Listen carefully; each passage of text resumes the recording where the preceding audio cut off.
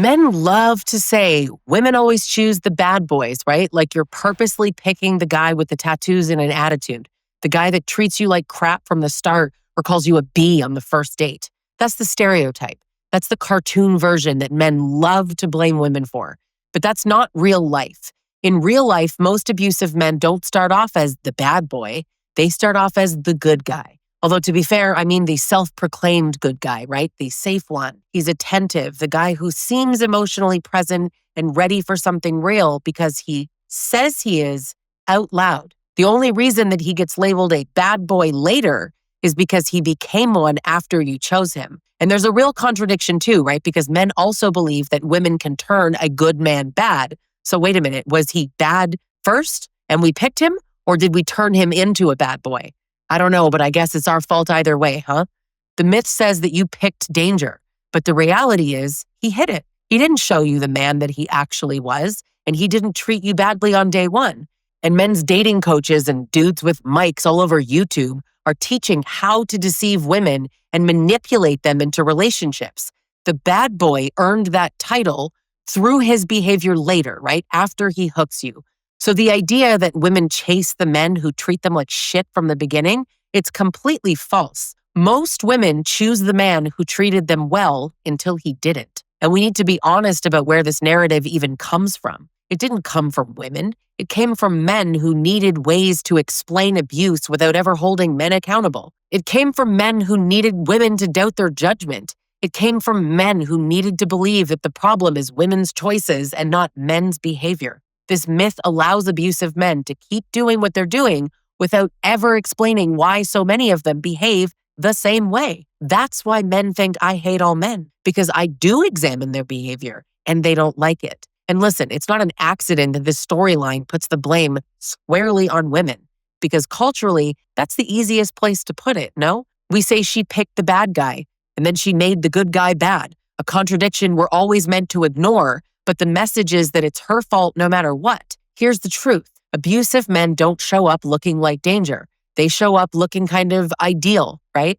They're kind and curious. They're present. They're interested in your life. They're interested in your healing. Go back to what I said about men's dating coaches. They say out loud, pretend to show her you're interested in the same things. Pretend this, fake that, start out like this, and then, hey, pull back. They're saying it out loud in plain words. They pretend to be interested in a future. They build trust. They mirror your values. They show up consistently. They check all the boxes that you're supposed to look for. They make you feel safe. And only when that attachment is created do they reveal the side that they always intended to use. So no, women are not generally choosing the bad boy.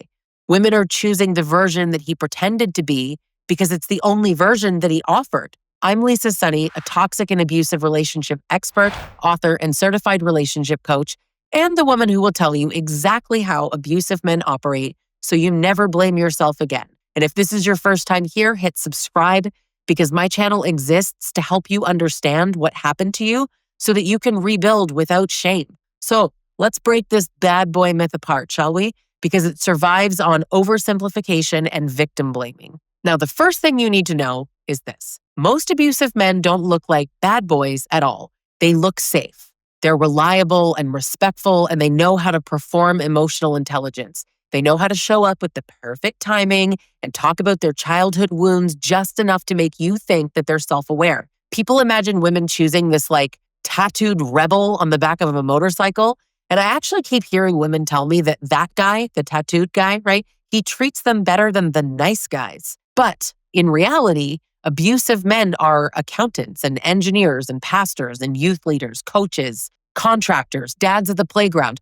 The vast majority don't look edgy. We always want to separate like it's these other men. They're everywhere. They're around us everywhere. They look normal and stable and trustworthy.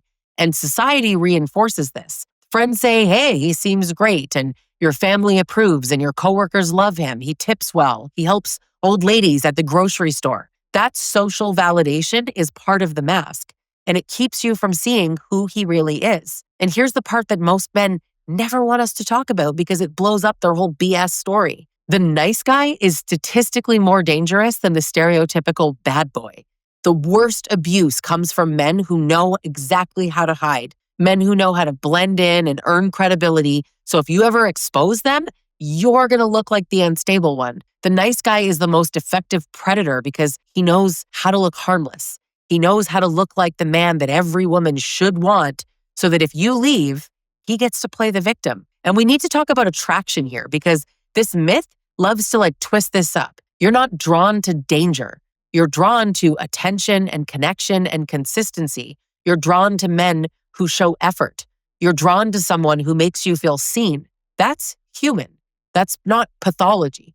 Abusers play into that by showing this sort of exaggerated version of what an emotionally healthy man would look like. And a real emotionally healthy man would take their time to build that. A securely attached man doesn't usually love bomb you on day 2. He's steady. It's not intense. He builds slowly. Meanwhile, the abusive man is performing closeness. He's future faking. And a lot of women can also get really attached to this cycle where the good guy becomes the bad guy by being abusive and kind. And they oscillate between kindness and cruelty. That cycle is very addictive, and it often leads you into a trauma bond. An abusive man is performing closeness. He's future faking and he's acting like he finally met his person. And you've spent your life being told that this is what romance looks like. Marketing, it's everywhere. Fantasy, videos, fairy tales, all of it. And it feels real. And this is where the male narrative really gets exposed. Men will say women love jerks, but what they mean is, I don't want to acknowledge that men aren't safe. They'll say women ignore the good guys, but what they really mean is, I assume I'm a good guy because I'm not openly violent. They'll say that women pick the bad boy because they like drama, but what they mean is, I can't accept that men create the drama. These narratives exist to protect men from accountability and to make women responsible for violence that they didn't even cause. So many men say that they want peace from a woman, but they're terrorizing women themselves. Peace? They want compliance. Go kick rocks, dude. Another thing that people refuse to acknowledge is how women are socialized. You've been conditioned since childhood to be patient and understanding and forgiving, nurturing. You were taught to give men the benefit of the doubt. I made a video on how I would never give a man the benefit of the doubt, and I was, as usual and very unsurprisingly, called a man-hater. That's dangerous. Why would I ever give a group of people the benefit of the doubt who have historically proven themselves to be dangerous to give that to? I don't think so. 20-year-old me, she gave men the benefit of the doubt. This version of me, not anymore. With age comes wisdom, okay? I thought that men wanted women to pick better. No, that's me doing that. That's being discerning. I'm teaching women to slow down. Don't give men the benefit of the doubt. Don't blindly trust. Be discerning. It'll allow you to pick better men like they want you to. Waiting to see how a man behaves consistently, that's normal. Women keep being told to look for potential, not patterns. Me? I look for patterns. So when he slips, when he starts acting off, when you feel your instincts go off, you don't assume abuse if you give him the benefit of the doubt. You doubt yourself. You assume that he's struggling and that you should support him. And not because you like bad boys, but because you've been trained to prioritize men's emotional comfort over your own safety. And the double bind here is brutal. If you choose the man who seems stable and grounded and he turns out abusive, people are going to blame you for not seeing the signs. And if you choose the charismatic one, you're blamed for liking bad boys. But if you reject a man who gives you the ick, you're shallow. You're the problem. If you give a charming man a chance, you should have known better. You can't win. The game is rigged. Don't play the game, right? No matter what women do, we lose, and men remain blameless. But that's really the game, right? That's the pattern that women have woken up to because of videos like this, because of channels like this. Now's your chance to hit subscribe. The myth doesn't survive because it's true. It survives because it protects abusive men. If women are framed as choosing the danger, then men aren't responsible for causing it. If women are painted as thrill seekers and they always want drama and the bad boy, then abuse is just what? A consequence of their poor judgment. It's not focused on his intentional behavior. It's a cultural sleight of hand. It places all of the accountability on the woman and none on the man who lied to her, isolated her, manipulated her, and slowly dismantled her sense of reality. And it keeps men comfortable, right? Men don't have to examine their entitlement. They don't have to look at patterns. They don't have to ask why so many women are describing the exact same dynamic with different men. As long as the narrative stays, women picked bad boys, then men never have to ask why the harm keeps coming from them. And hey, let's bring teenage girls into this because that stereotype is even more malicious. People say teenage girls go for bad boys, like teenage girls are out here conducting psychological experiments. No, teenage girls are drawn to confidence, charisma, and social status, and that is normal adolescent development. Something else that the myth ignores: women are punished both socially and culturally for rejecting men who seem stable but boring. Now, if a woman turns down a perfectly nice guy, she's picky and demanding and unreasonable. But if she dates someone who shows intensity and passion early on, suddenly she picked a bad boy. The double bind is relentless. And I keep coming back to this point because it's the center of it. Women are not given room to make choices without being shamed for them. And abusive men thrive in an environment like that because it keeps the focus on your choices instead of their actions. And another piece missing from the usual conversation is how socially acceptable abusive traits are early on. Emotional possession, it can look like passion, right? Jealousy looks like care. Is he controlling or is he just insecure? Future faking might look like commitment, right? Quick attachment looks like destiny, soulmates. Isolation looks like, I just want to spend more time with you. Love bombing looks like romance. People don't talk about how many abusive behaviors masquerade as ideal traits in the first month. And this isn't about choosing the bad boy. It's about being targeted by someone who studies you. Abusers pay attention. They calibrate. They adjust their presentation based on what you respond to. If you care about family, he idolizes his mother. If you value ambition, he suddenly has big dreams, right? If you're nurturing, he leans into vulnerability. If you're strong, he becomes the man who finally met his match. And every single one of those personas disappears the minute the hook is set. Men are so desperate to convince women that women's choices in men is the issue, not men's choices to be abusive. This is why the idea that women should have known is absolutely ridiculous. You only see the pattern once he stops hiding it. And by then you're attached, right? You're invested. Your nervous system is wired to the cycle. You're not drawn to the chaos. You're trapped by the inconsistency. Trauma bonds are built on intensity, withdrawal, relief, and hope. That's not a preference. It's neurobiology being exploited.